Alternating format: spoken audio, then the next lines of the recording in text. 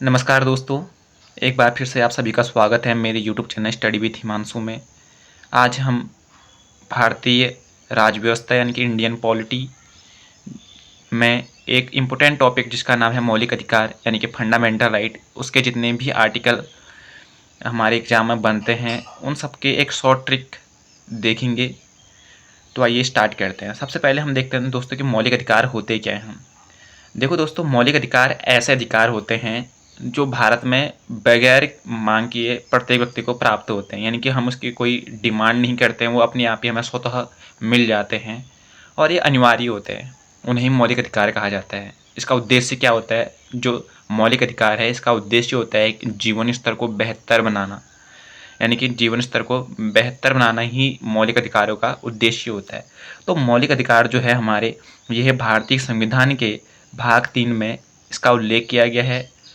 और कहाँ से लिए गए हैं ये मौलिक अधिकार? ये लिए गए हैं अमेरिका से। और भारतीय संविधान का मैग्ना कार्टा भी कहा जाता है। किसे? मौलिक अधिकारों को भारतीय संविधान का मैग्ना कार्टा कहा जाता है। मौलिक अधिकार की संख्या हमारी कितनी है? 6 है, जो कि अनुच्छेद 12 से लेके 35 तक इसका वर्णन है।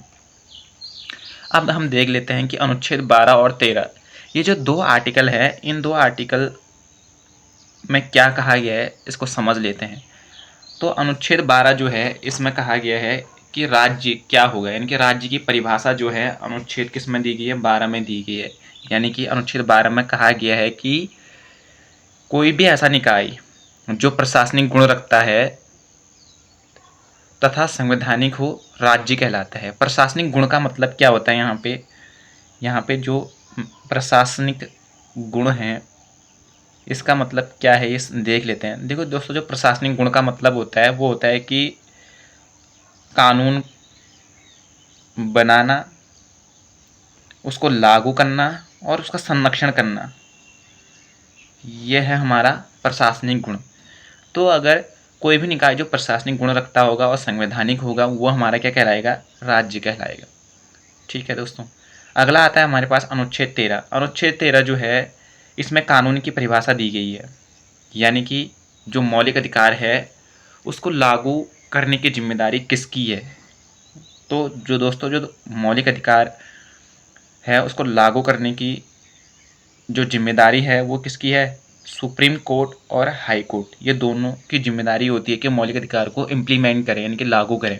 अब हम देख लेते हैं जितने भी हमारे जो 6 मौलिक अधिकार है वो कौन कौन से हैं। तो पहला आता है हमारा समता समानता का अधिकार, दूसरा आता है स्वतंत्रता का अधिकार, तीसरा आता है शोषण के विरुद्ध अधिकार, चौथा आता है धार्मिक स्वतंत्रता का अधिकार, पांचवा आता है सांस्कृतिक व शैक्षणिक अधिकार, छठा आता है संवैधानिक उपचारों का अधिकार। दोस्तों, हमारे जो मौलिक अधिकार है अनुच्छेद 12 से लेकर 35 तक थे, जिसमें कि मैंने आपको अनुच्छेद 12 और 13 ये बता दिया। ये आपको ध्यान रखना होगा कि अनुच्छेद 12 में क्या है और अनुच्छेद 13 में है। बहुत सिंपल सा है। अनुच्छेद 12 में जो है राज्य की परिभाषा है, जबकि अनुच्छेद 13 में कानून की परिभाषा। अब हमें स्टार्ट करना है कहाँ से? अनुच्छेद 14 से स्टार्ट करना है। अनुच्छेद 14 से स्टार्ट करना है, लेकिन अब याद रखने की ट्रिक कि इतने सब आर्टिकल, यानी कि अनुच्छेद 14 से आप 35 हो गए, तो अनुच्छेद 14 से लेकर 35 तक कैसे याद रखा जाए, इसके लिए मैंने एक ट्रिक बना रखी है। वो ट्रिक आपको याद रखनी होगी 5 42 42 1। फिर एक बार देख लेते हैं 5 42 42 और 1, यानी कि 5। अब देखो अनुच्छेद 12 और 13 हो गए थे, अब मैं 14 से स्टार्ट करना है, तो 14 से 5 और 5 काउंट कर लो। 14 15 14 15 16 17 18, यानी कि 5 मौलिक अधिकार हो जाएंगे तो 18 तक पहुंच जाएंगे हम। फिर 4 देखो, 19 से 4 स्टार्ट करो, 19 20 21 22, यानी कि 19 से 22 तक। फिर ये 2 का क्या मतलब है देख लेते हैं, 22, फिर 23 और 24 हो जाएगा ये 2 का मतलब। फिर 25 से स्टार्ट करेंगे, 4 25 26 27 28, यानी कि 25 से लेके 28 तक आ जाएगा। ठीक है, फिर ये 2 का मतलब क्या है यहाँ पे वो देख लेते हैं। इन 2 का मतलब है अनुच्छेद 29 और 30। फिर इसमें है एक का मतलब क्या है? अनुच्छेद 32 तक।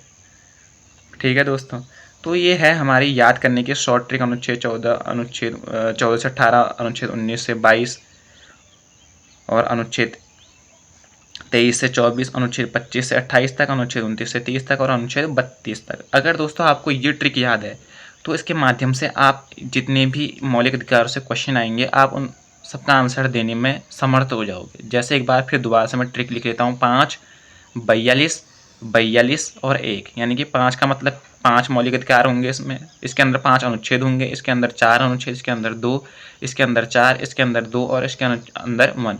अनुच्छेद 12 और 13 हो गया था हमारा। हम 14 से स्टार्ट करेंगे, 14 से 5 आगे बढ़ेंगे तो 18 तक आ जाएगा। फिर यहाँ 19 से स्टार्ट करेंगे, 19 में 4 आएगा, इसमें 22 तक आ जाएगा।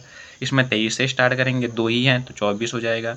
इसमें भी 25 से स्टार्ट करेंगे तो 25 से 4 यानी कि 28 हो जाएगा, है ना। फिर यहाँ 29 से 2 करेंगे तो 29-30 हो जाएगा, और इसमें हो जाएगा अनुच्छेद 32 हो जाएगा। अब एग्जाम में कैसे क्वेश्चन पूछेगा, आप इस बात को ध्यान रखना। देखो अनुच्छेद जैसे एग्जाम में पूछ देगा, अब आपको पता है अनुच्छेद 14 से लेकर 18 तक क्या है हमारा, समानता का अधिकार है, ये आपको ध्यान होना चाहिए। और अनुच्छेद 19 से लेकर 22 तक तुम्हें पता है कि स्वतंत्रता का अधिकार होता है। अब जैसे एग्जाम में क्वेश्चन पूछेगा कि अस्पृश्यता यानी कि छुआछूत का अंत भारतीय संविधान के किस अनुच्छेद के अंतर्गत आता है, या भारतीय संविधान के कौन से मौलिक अधिकार के अंतर्गत आता है। तो दोस्तों आपको पता है कि जो छुआछूत या अस्पृश्यता का अंत है वो भारतीय संविधान के अनुच्छेद 17 में है। अनुच्छेद 17 में है तो अनुच्छेद 17 हमारा किस रेंज में आ रहा है, यानी कि 14 से 18, यानी कि 14 से 18 आ रहा है, तो इसका मतलब है समानता या समता का अधिकार। ऐसे करके अगर आपसे पूछ दे क्या कहते हैं कि अपराध के 2 सिद्धि के संबंध में संरक्षण, अपराध के 2 सिद्धि के संबंध में संरक्षण जो है किस मौलिक अधिकार के अंतर्गत आता है, तो आपको पता है कि अपराध के 2 सिद्धि के संबंध में संरक्षण जो है अनुच्छेद 20 में आता है। और अनुच्छेद 20 हमारा किस रेंज में आ रहा है, 19 से 22 के रेंज में, यानी कि ये इस वाले रेंज में आ रहा है। तो यानी कि स्वतंत्रता का अधिकार है हमारा वो। इसी तरीके से अगर आपसे पूछ दे क्या कहते हैं कि जो प्राण एवं दैहिक स्वतंत्रता है, प्राण एवं दैहिक स्वतंत्रता जो है वह भारतीय संविधान के कौन से मौलिक अधिकार के अंतर्गत आता है, तो आपको पता है कि प्राण एवं दैहिक स्वतंत्रता जो है अनुच्छेद 21 के अंतर्गत आता है। और अनुच्छेद 21 हमारा इसी रेंज में आता है, यानी कि स्वतंत्रता का अधिकार है हमारा वो, यानी कि हमारा जो स्वतंत्रता का अधिकार है प्राण एवं दैहिक वो अनुच्छेद 21 के अंतर्गत आता है। और अनुच्छेद 21 हमारे इस रेंज में आता है, तो यानी कि हमारा क्या है, स्वतंत्रता का अधिकार है।